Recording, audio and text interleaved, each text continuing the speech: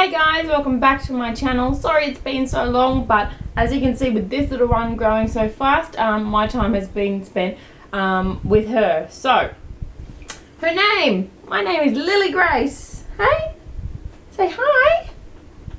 Little Lily. And she was born on the 30th of July this year. She was 3.28 kilos and she weighed and she was 62 centimeters long. Hey, 62 centimeters long.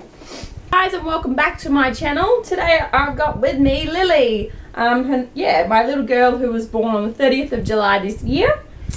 She was 3.28 kilos when she was born and was 62 centimeters long. So she had dark hair, darker than this when she was born, but it's starting to lighten up now and it's starting to thin out a little bit. And she's got the beautifulest bright blue eyes. Hey! Beautiful blue eyes. They're just adorable. So I'll go into my labour story. My labour started on the 29th of July at about 6 o'clock in the morning. I just felt not quite right and I knew something different was happening. So this was 3 days before my expected due date. 6 a.m. in the morning. Contractions went throughout the day, nothing too crazy that I couldn't handle, but active labour really started at 6 o'clock that night. And I used the fitness ball, stress balls, the wet face washer. I used the grunting noises, and every time my contractions got a bit intense, I made louder noises. I tried to do as natural as I could. I've just got a few notes here because it was a little while ago and I'm just trying to remember. So yeah, just my breathing and using all those to try and get through each contraction, which worked really well for me. My waters broke about 10 o'clock that night, and obviously we called our midwife straight away, and she wanted to know the colour to make sure that Lily wasn't in any distress or anything, but everything was fine.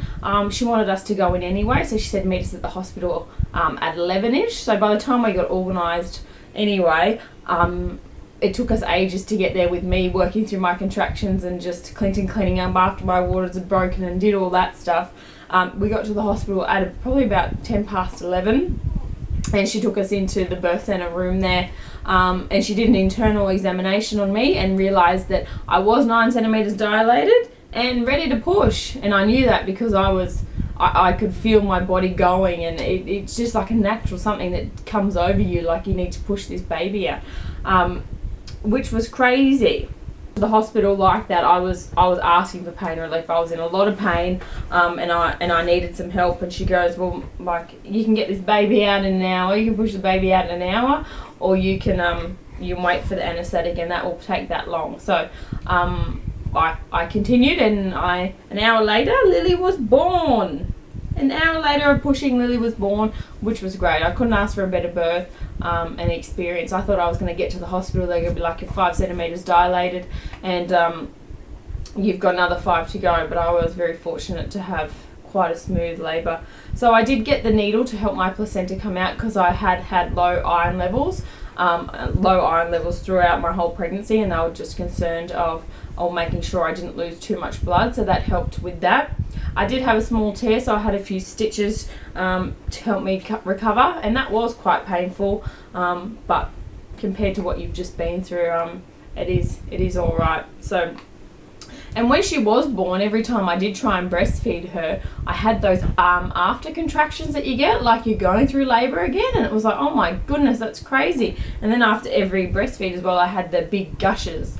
Sorry if that's TMI, but the women out there who've given birth and you've been through that, you know what I'm talking about, and I'm keeping it real here. Lily was very sleepy when she was born, and she wasn't really interested in eating. She just wanted to sleep a lot, and she was making grunting and snorting type noises, which I thought was really cute at the beginning, but I didn't realise that maybe there was something stuck in her nose to not help her breathe, and she like trying to breathe while attaching. Babies, when they have a stuffy nose and they're trying to breastfeed, they need their nose to be able to eat at the same time. So the paediatricians there put like this a tube up her nose and down the other side just to make sure there was nothing stuck, and that was all fine. But 12 hours later she still wasn't really interested in food, so she did go down to like a special care unit for, I think it was 12 hours or a little bit longer than that, just to keep an eye on her and monitor her and make sure that there was nothing wrong. Throughout the night I expressed the colostrum and took it down to her to make sure that she did have something, and so they didn't have to feed her formula or anything like that. She could get the colostrum from me, so that was fine.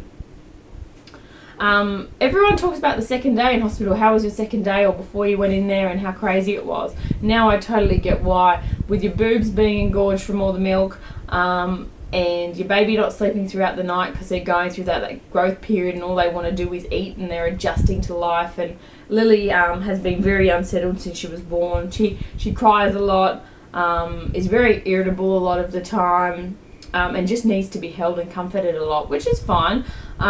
But coming up to that, I'll have another video on how we've coped and what we've done, because she's still a bit needy and needs a lot of attention from us a lot of the time. Can spend a little bit of time on her own, but just likes to be held a lot. So I'll go into more detail about that anyway. So all her tests came back really well in the hospital, her hearing check, the heel prick check, and all those. So then after, I think it was 3 days, we did get discharged and took Lily home for the first time. Our drive home was really intense. I sat in the back with her and Clinton drove us home for the first time, and he was just so nervous. He just wanted to make sure he got his little family home in one piece, which was great and very loving and caring. So he was home for, I think it was 3 weeks, 2 or 3 weeks after she was born, and then he went back to work, and then my parents came up to visit, which they've all been an amazing help. So any new mum knows that you take the help when you can, because you just never know when you're going to sleep or how you're going to eat or any of those things. So my parents did bring up a lot of Indian food on the plane from Sydney to Brisbane for us, just to stick in the freezer and heat up when we needed it. So everyone's been so amazing and so helpful. So thank you all so much for checking in again, and I'm back and I'm happy to be back and can't wait to share our little girl with you. I've got more videos coming up, new mummy tips, what I do. I'm going to do some grocery hauls and what I've been eating and cooking to make it easier for us. I'm trying to get Lily into a routine. She's still very much telling us what she wants at the moment. Like today, it's a very different day. She's catnapping a lot today, and she just wants to sleep and then eat little bits. So and I am still breastfeeding, and that's been a tough road as well, but I'll have a few videos on those things. If you can suggest anything else or recommend anything else that you want me to do videos on, that would be great.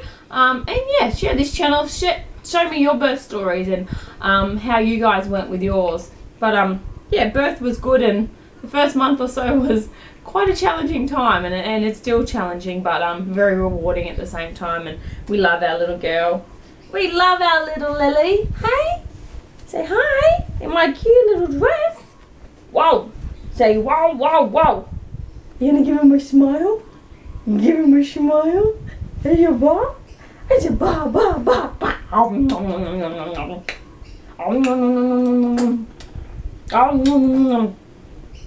See you guys. Have a nice day.